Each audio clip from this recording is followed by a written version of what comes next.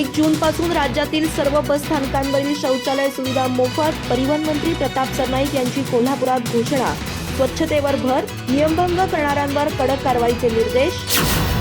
कोल्हापूर येथे परिवहन मंत्री प्रताप सरनाईक यांनी 1 जूनपासून राज्यातील सर्व बस स्थानकावरील शौचालय सुविधा प्रशासनासाठी पूर्णपणे मोफत उपलब्ध करून देण्याची घोषणा केली.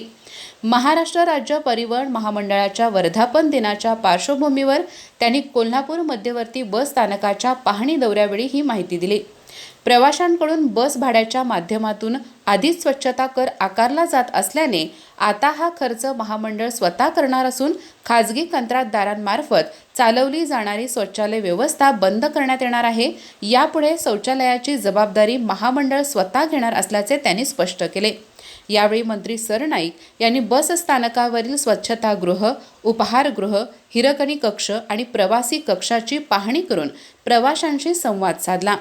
आवाजवी शुल्क आकारल्याच्या तक्रारीची दखल घेत त्यांनी स्वच्छता केवळ दौऱ्यापुरती न राहता नियमितपणे दर 4 तासांनी करण्यात यावी असे निर्देश दिले. उपहारगृहात गरजूंसाठी 30 रुपयात चहा नाश्ता देण्याची योजना प्रत्यक्षात राबवली जात नसल्याबद्दल त्यांनी नाराजी व्यक्त करत ती 24 तासात सुरू करण्याचे आदेश दिले. अन्यथा संबंधितांवर कडक कारवाई करण्याचा इशाराही त्यांनी दिला.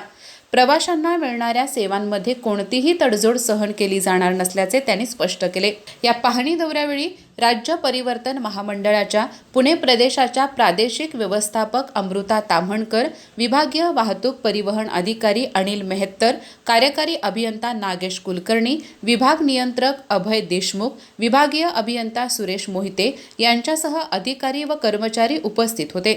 स्वच्छतेबाबत हलगर्जीपणा किंवा बेकायदेशीर वसुली आढळल्यास तात्काळ कठोर कारवाई करण्याच्या सूचनाही त्यांनी दिल्या. अधिक माहिती आणि ताज्या घडामोडींसाठी आजच आमचे चॅनल सबस्क्राईब करा.